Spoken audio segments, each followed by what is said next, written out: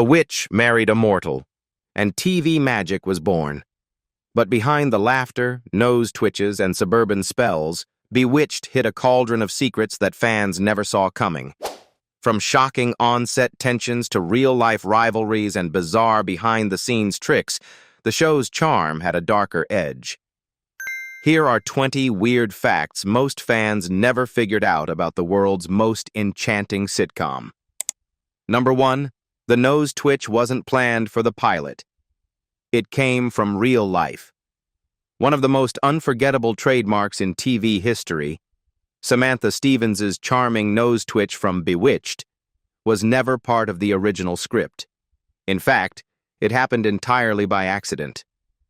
During early rehearsals for the pilot episode, Elizabeth Montgomery was caught making a subtle, instinctive facial gesture, a tiny twitch of her nose, while chatting off camera. Her husband at the time, Bewitched director William Asher, immediately noticed it and thought it was irresistibly cute and full of character. He encouraged her to incorporate the gesture into Samantha's magical moments, suggesting it could serve as a visual cue for her spellcasting. Montgomery hesitated at first, unsure whether it would look natural or just silly on film. But once she tried it during a scene, the result was pure television magic. The nose twitch instantly gave Samantha a whimsical human touch, a way to express her powers without special effects or dramatic gestures. It became so iconic that even decades later, people still imitate it when referencing Bewitched. Interestingly, Montgomery never actually wiggled her nose muscles. She moved her upper lip, creating the illusion of a twitch, a small trick of the camera that fans adored. What started as a private quirk between husband and wife turned into one of pop culture's most endearing symbols. The spontaneous idea not only defined Samantha's charm, but also helped make Bewitched a timeless classic in television history. Number 2. Darren's Two Faces. Why the role was recast. Mid-series few sitcoms in history faced a casting change as dramatic, or as bittersweet, as Bewitched did when it replaced its male lead mid-series. For 5 seasons, Dick York played Darren Stevens, the mortal husband constantly flustered by his witch wife's magical antics. His chemistry with Elizabeth Montgomery gave the show much of its warmth and comedic spark. But behind the laughter, York was suffering in silence. Years earlier, while filming They Came to Cordura, 1959, he had severely injured his back during a strenuous scene. The injury never fully healed, leaving him dependent on powerful painkillers that took an increasing toll on his health and energy. By 1969, the situation had become impossible to hide. On set, York often collapsed from pain or exhaustion. Sometimes, production had to halt mid-scene. Montgomery and director William Asher tried to accommodate him, rewriting scenes so he could perform sitting or lying down. But the grueling TV schedule proved too much. In the middle of filming the 5th season, York finally collapsed during a shoot and was taken to the hospital. He never returned to the show. Rather than write Darren out, a move that could have shattered the show's continuity, producers made the controversial choice to recast the role. Dick Sargent stepped in, starting in season 6, giving Darren a new face but keeping his personality and storyline intact. While the transition was jarring to many fans, the show continued successfully until 1972. Yet York's departure remains one of Bewitched's most emotional chapters, a reminder that behind television magic, real pain sometimes lingers unseen. Number 3. The cast split the fan base. Old Darren versus New Darren. Even decades after Bewitched ended, fans still debate one of television's strangest continuity shifts, the show's two Darrens. When Dick York, the original Darren Stevens, left the series in 1969 due to severe health problems, producers decided not to write the character out. Instead, they recast him with Dick Sargent, creating what became an enduring pop culture controversy. Old Darren versus New Darren. The shift not only divided audiences but also marked a subtle tonal change in the entire series. York's Darren was volatile, expressive, and physically comedic. His constant frustration with Samantha's magical world often bordered on manic energy. Those early seasons, filled with nervous tension and sharp humor, reflected the show's original blend of satire and domestic chaos. Viewers could feel the friction between mortal and witchly worlds, and York's raw emotion gave the character a relatable human edge. Captain Bewitched softened. His portrayal of Darren was calmer, more subdued, and more conventional, a loving husband rather than an exasperated skeptic. The show itself followed suit, leaning toward cozy domestic plots and away from the biting mid-60s social humor that had once defined it. The result was a fan base forever split down the middle. Some insist the York years captured Bewitched's true spirit.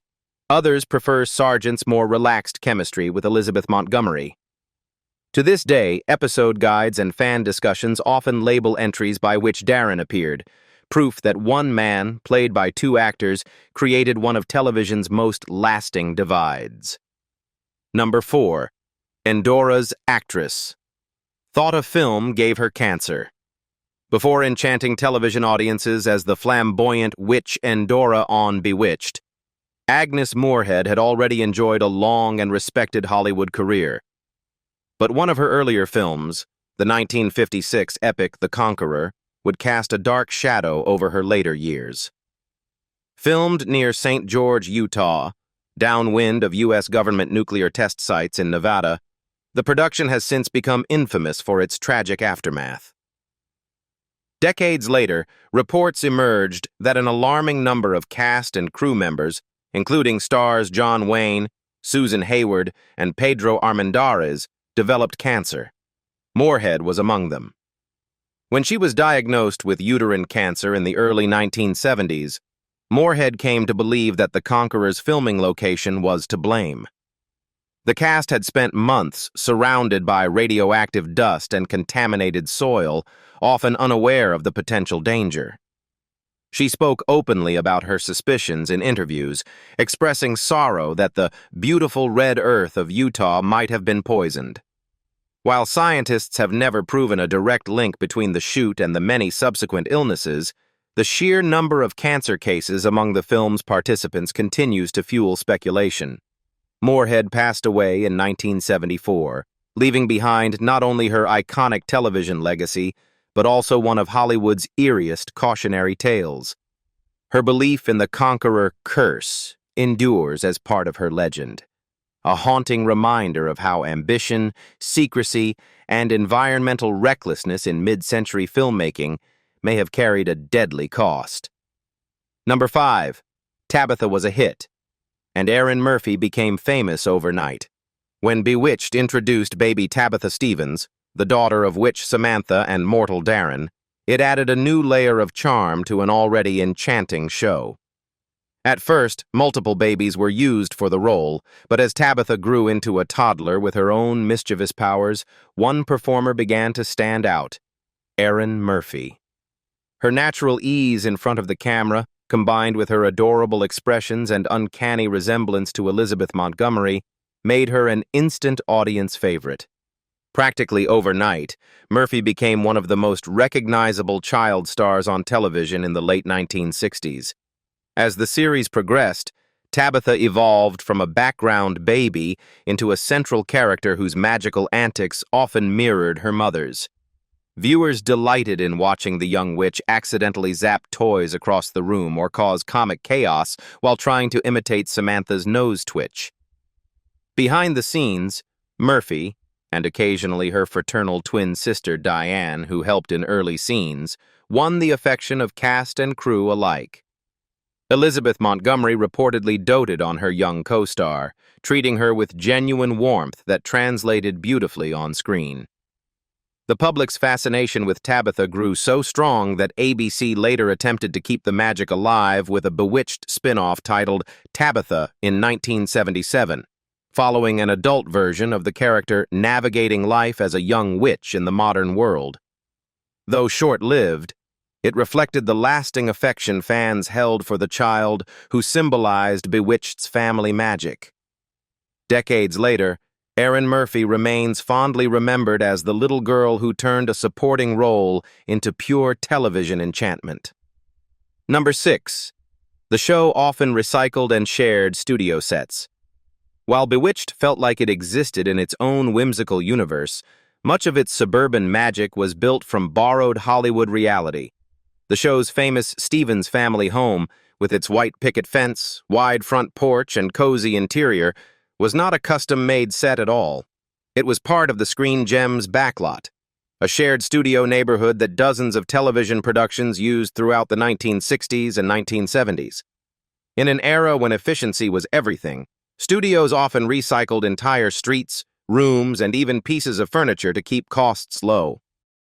If the Stevens living room or kitchen ever looked oddly familiar, that's because fans were often seeing the same sets redressed and repainted for other classic shows.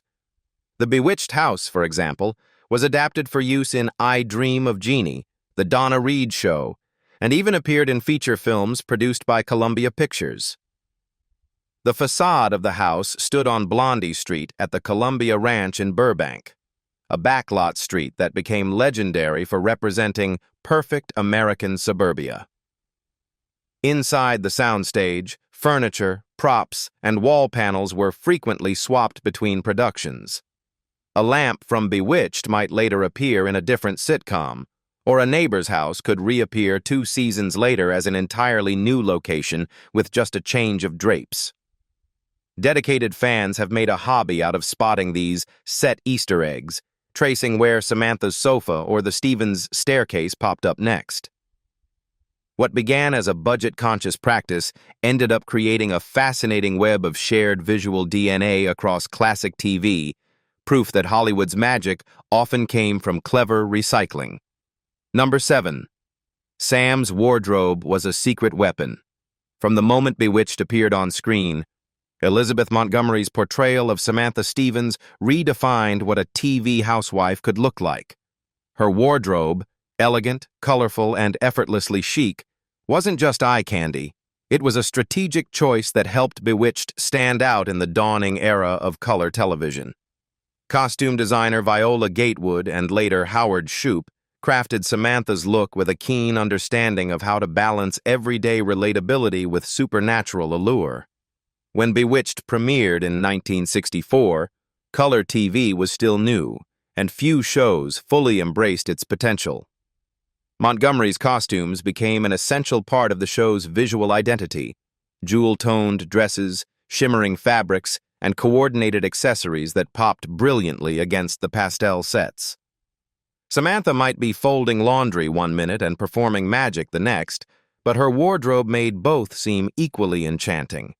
Her signature sleeveless shifts, satin nightgowns, and sophisticated day dresses reflected the modern woman of the 1960s, confident, stylish, and subtly rebellious.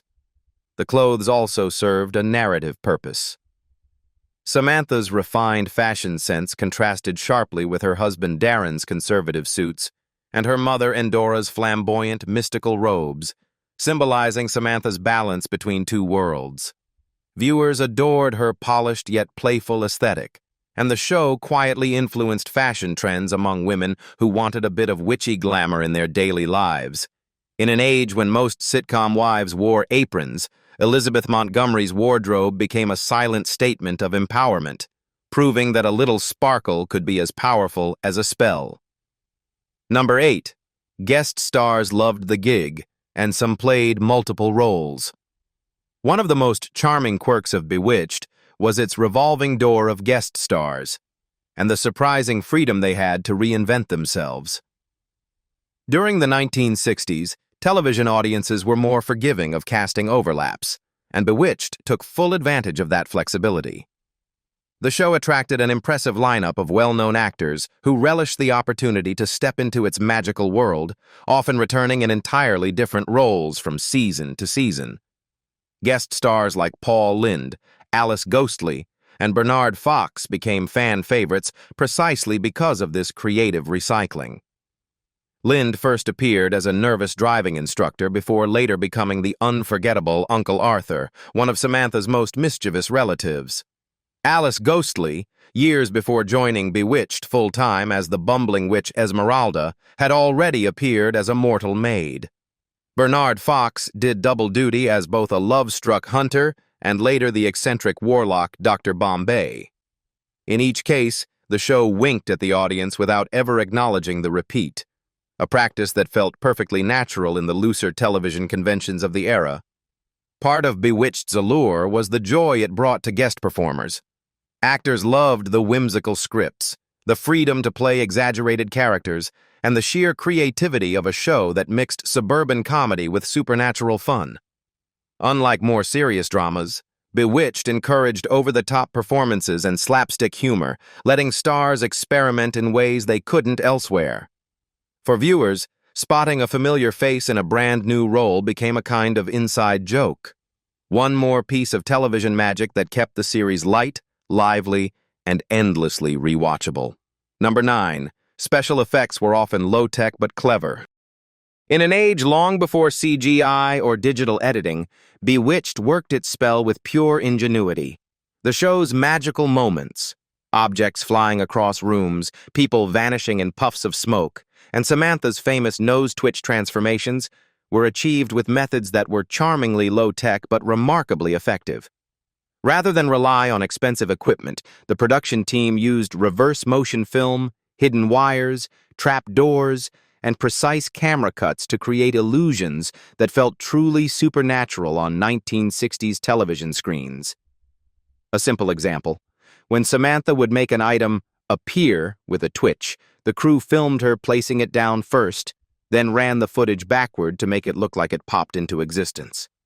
When objects floated, they were often pulled by nearly invisible wires or held by crew members crouching just out of frame.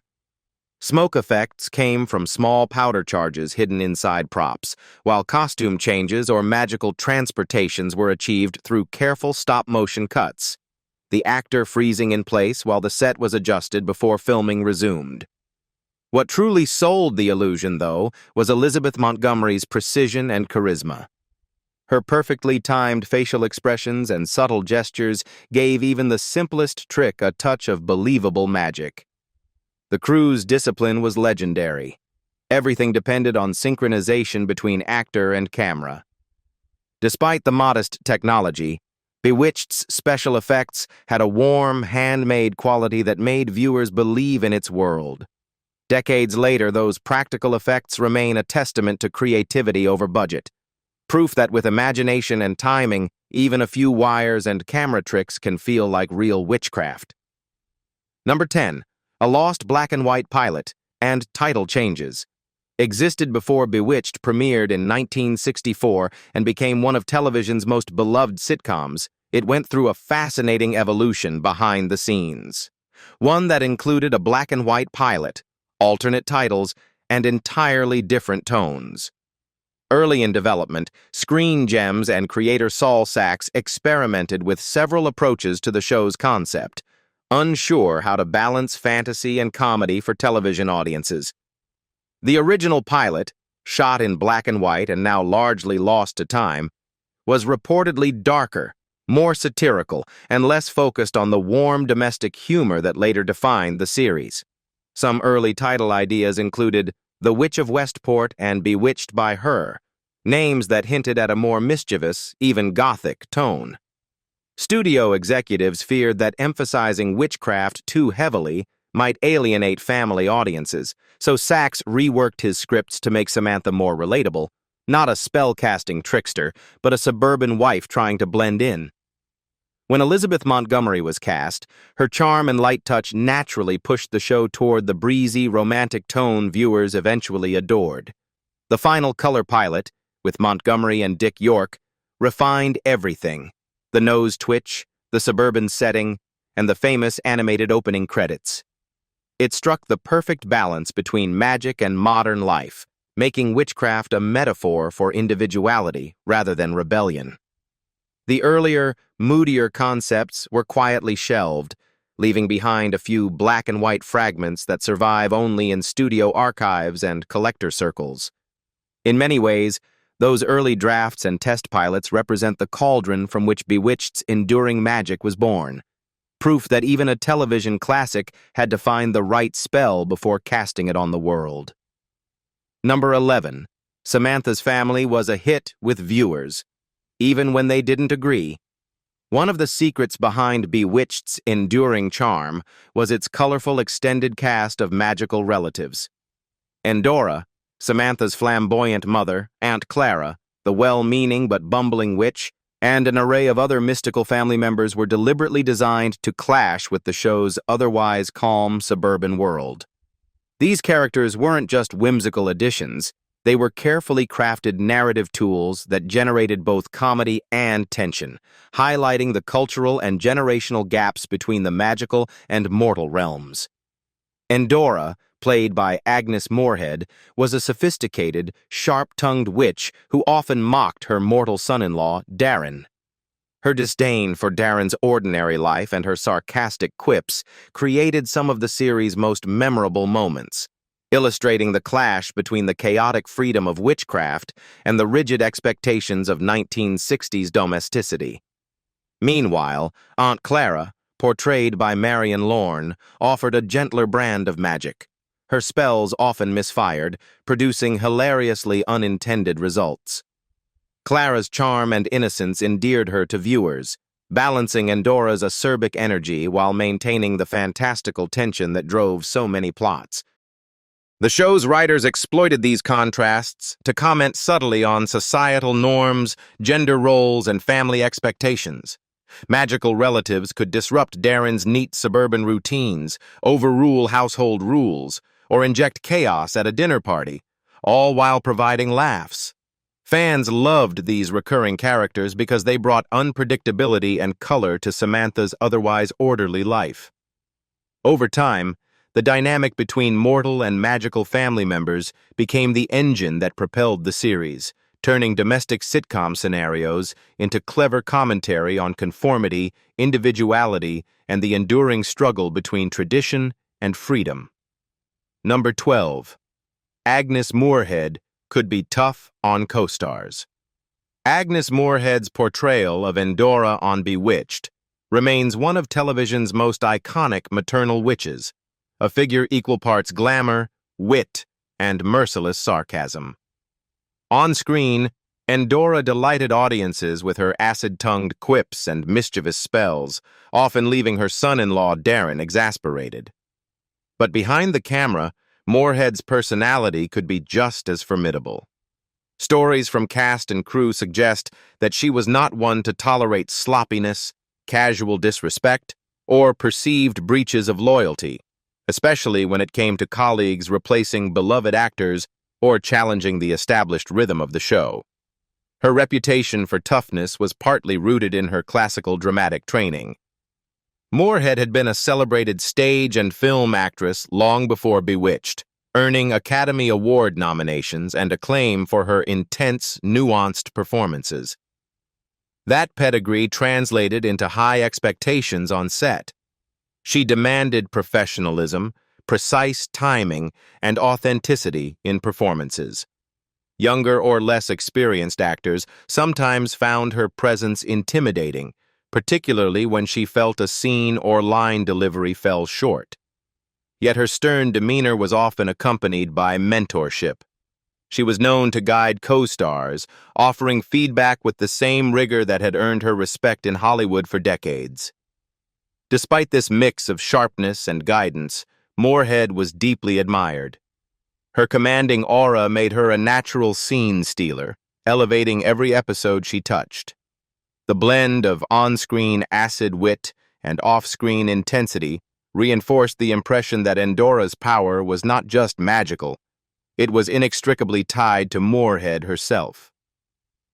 For fans, the combination of charm, cunning, and real-world authority made Endora one of the most memorable matriarchs in television history, while behind the scenes, Moorehead's exacting nature became a legendary part of the show's lore. Number 13. The show's humor. masked a deeper social subtext.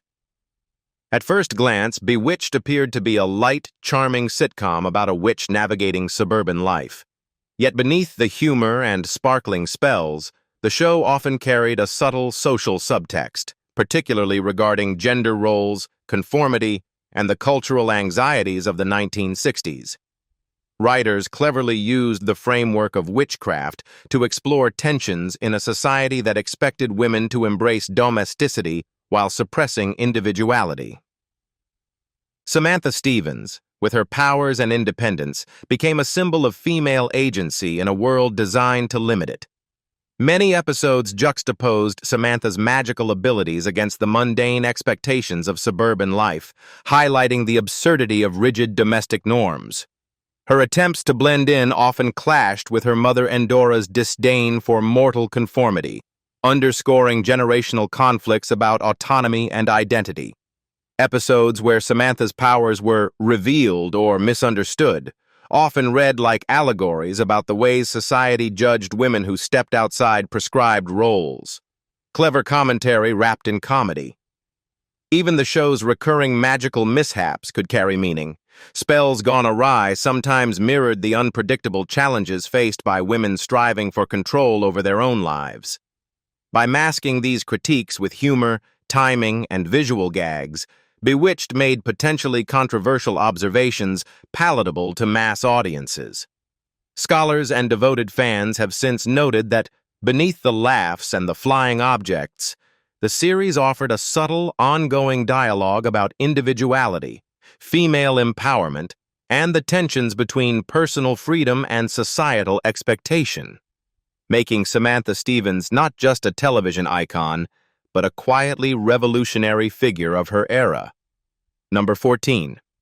Some episodes were reworked to accommodate York's injuries. By the mid-1960s, Dick York, the original Darren Stevens, was struggling with the long-term effects of a severe back injury he had sustained years earlier on a film set. The damage, compounded by reliance on pain medication, increasingly affected his mobility and stamina, forcing the Bewitched production team to rethink how his character could appear on screen. Writers, directors, and stage managers worked tirelessly to accommodate York's physical limitations while maintaining the show's comedic timing and charm. Scripts were carefully reworked, action-heavy scenes were minimized, and gags that required running, sudden movements, or physical comedy were either cut or reassigned to other characters. Blocking was meticulously adjusted so York could sit, lean against props, or use furniture as support during longer takes. Even small gestures, like Darren reaching for a phone or reacting to Samantha's magic, were choreographed to reduce strain on his back. In some cases, stunt doubles were used for scenes that required more physicality, though these were kept minimal to maintain continuity. Despite these measures, York's condition worsened over time, and the production faced mounting challenges.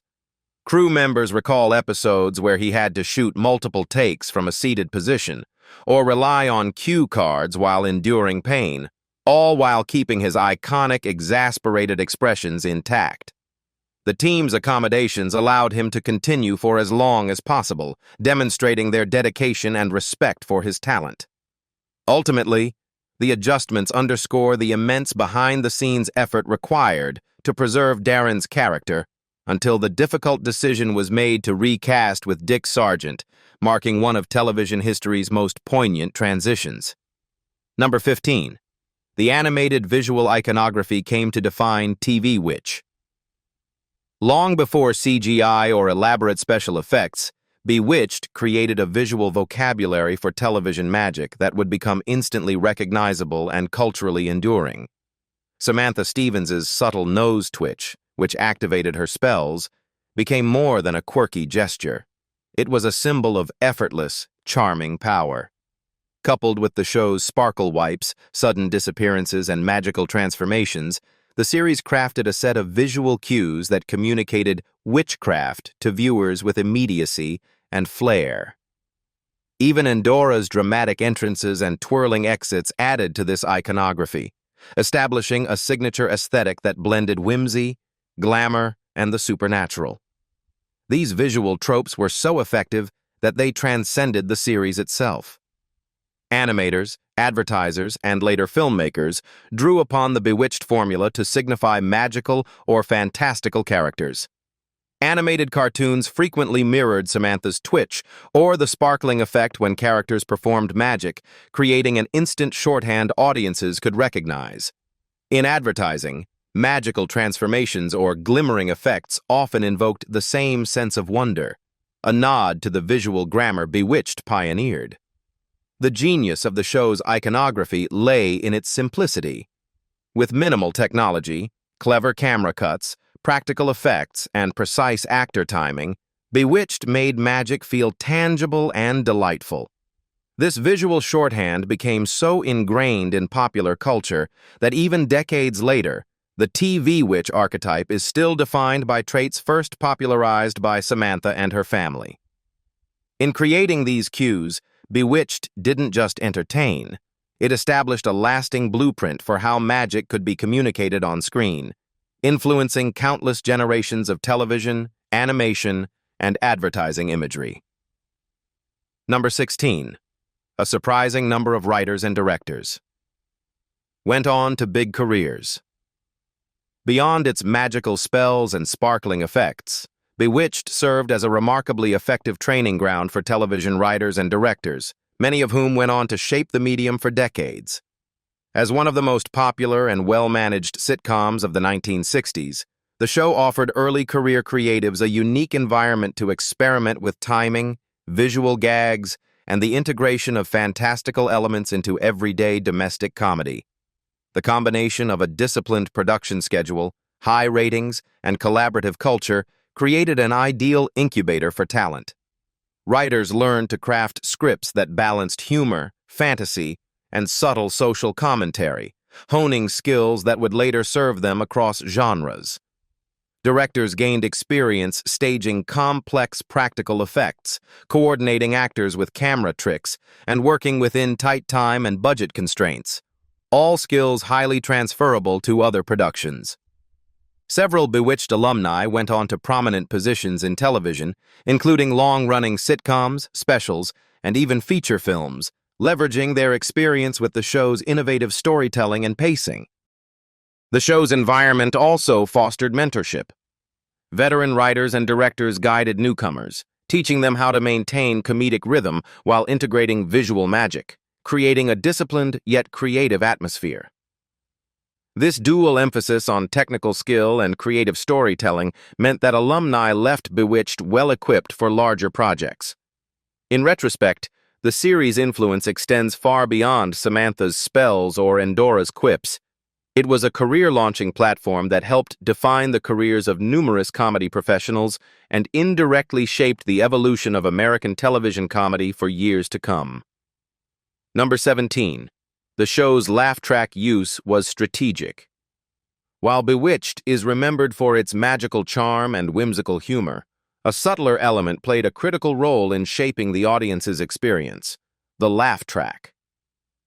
Unlike many contemporary sitcoms that relied solely on canned or pre-recorded laughter, Bewitched combined reactions from a live studio audience with post-production sweetening to ensure the comedic timing landed perfectly. This hybrid approach allowed producers to maintain the energy and spontaneity of genuine laughter while subtly enhancing moments that might otherwise have fallen flat on television screens. The decision to carefully calibrate the laugh track reflected a desire to keep the show buoyant and whimsical, rather than farcical or over-the-top. Because the series often blended supernatural elements with domestic comedy, overusing laughter could have undermined the charm of Samantha's magical antics. Instead, producers emphasized restraint, longer pauses after punchlines, softer laughs for gentle humor, and occasional louder bursts for particularly zany magical mishaps. This careful orchestration ensured that viewers at home experienced the show as lively and amusing without feeling pressured to laugh at every joke. Elizabeth Montgomery and the cast also adapted their performances to this rhythm, delivering lines with a timing that complemented both live reactions and post-production enhancements. Even small gestures, like Samantha's nose twitch or Darren's exasperated sigh, were punctuated by laughter in ways that maximized comedic effect. In essence, the laugh track on Bewitched was more than a background feature. It was a strategic storytelling tool that helped maintain the show's delicate balance of magic, domesticity, and humor, guiding audiences through a world where ordinary life and witchcraft collided seamlessly. Number 18. A feature film adaptation took big creative liberties. In 2005, the beloved television series Bewitched was reimagined for the big screen, starring Nicole Kidman as Samantha and Will Ferrell as Jack, a struggling actor cast as her husband in a fictional remake. Unlike a faithful adaptation of the original series, the film leaned heavily into meta-humor, Hollywood satire, and self-referential comedy, using the premise of a show within a movie to explore the absurdities of filmmaking rather than recreate the domestic witchcraft charm of the 1960s sitcom. Writers and directors intentionally played with expectations, creating a layered narrative in which Samantha's magical powers clash not only with mortal life, but also with the chaotic, ego-driven world of contemporary Hollywood. The movie's creative liberties were dramatic. Samantha is aware of her celebrity status and the original show's legacy, while Jack navigates industry absurdities, press scrutiny, and comedic mishaps that have little to do with suburban domestic life. Supporting characters were recast, and the iconic visual cues, like Samantha's nose twitch or Endora's flamboyant entrances, were either reinterpreted or presented as playful nods rather than faithfully reproduced elements. The film emphasized visual spectacle, modern pop culture references, and an almost farcical comedy style that contrasted sharply with the restrained, charming humor of the original series. Critics and audiences remained divided. Some appreciated the clever satire, meta-commentary, and Kidman's poised, charismatic performance, while purists lamented the departure from the warmth, whimsy, and social subtext that made Bewitched a television classic. Over time, the 2005 adaptation has become its own cultural artifact. Not a reboot, but a separate work that sparks conversation about nostalgia, reinterpretation, and the challenges of translating a mid-20th century sitcom to modern cinema. Its bold, unconventional approach ensures that it remains a debated entry in the franchise's long legacy. Number 19. The cast stayed in touch, and the show's legacy is carefully curated. Even decades after Bewitched ended its original run in 1972, the show's cast has remained remarkably connected, participating in reunions, interviews, and special projects that celebrate its enduring appeal. Elizabeth Montgomery's family, co-stars like Dick Sargent, Agnes Moorehead, Marion Lorne, and supporting actors often reunited for television specials or fan events, sharing stories that offered a glimpse behind the scenes. These gatherings not only allowed fans to reconnect with beloved performers, but also helped preserve the sense of camaraderie that made the show so vibrant during its original production. In addition to reunions, fan-driven documentaries and books have played a major role in curating the show's legacy. Authors like Herbie J. Pilato meticulously documented casting decisions, production details, and on-set anecdotes revealing the quirks, challenges, and humor that defined the series. Readers and viewers learned about Elizabeth Montgomery's nose twitch origins, Dick York's valiant struggle with his back injury, and Agnes Moorehead's commanding presence, all details that deepened the mythology surrounding the Stevens household. These works have become essential references for both casual fans and television historians, ensuring that Bewitched is remembered not only for its magical premise, but also for the real people and stories that made it possible. The show's legacy has also been maintained through curated media releases, retrospectives, and careful preservation of episodes in syndication, allowing new generations to experience the blend of humor, domesticity, and fantasy that made Bewitched unique. By combining the cast's personal connections, fan scholarship, and archival efforts, the mythology of Bewitched continues to captivate audiences, preserving a cultural icon in a way few television series achieve. It is this ongoing engagement, from actors to historians to devoted fans, that keeps the Stevens magical world alive in popular memory. Number 20. The series is a favorite for reappraisal, both praised and criticized. Decades after it first aired, Bewitched remains a frequent subject of critical reappraisal, with modern commentators examining the show through multiple cultural, social, and historical lenses. On one hand, the series is widely praised for its sly depiction of female empowerment, embodied in Elizabeth Montgomery's charismatic Samantha Stevens, who navigates the tension between domestic expectation and magical independence. Montgomery's performance, blending charm, wit, and subtle rebellion, allowed the show to explore ideas about personal autonomy and agency at a time when women's roles on television were often narrowly defined. Her ability to balance comedic timing with emotional nuance remains a highlight in discussions of television acting. At the same time, contemporary critics note the ways the show reflects its era's social norms and limitations. The domestic ideal of the 1960s is heavily reinforced, and some episodes reinforce stereotypical gender roles, even as Samantha subtly subverts them. There are also moments where humor relied on casual references to ethnicity, culture, or otherness, which modern audiences recognize as insensitive, though they were common in mid-century sitcoms. These dated elements invite discussion about the intersection of comedy, social commentary, and historical context, illustrating how popular entertainment both reflects and shapes societal attitudes. This dual legacy, celebrated for charm and empowerment, critiqued for outdated or problematic content, keeps Bewitched a lively topic for scholars, critics, and fans. Its ongoing reappraisal highlights how a single show can be both a cultural touchstone and a mirror for evolving values, demonstrating the enduring complexity of what might initially seem like a simple, magical sitcom.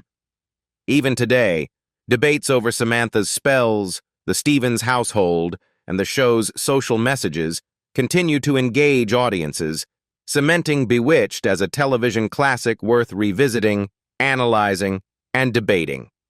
What do you think about these facts? Leave us your comments in the section below. We hope you have found this helpful video. Don't forget to leave a like, share, and subscribe to the channel if you like it. Thank you for watching this, and see you in the next videos. Goodbye.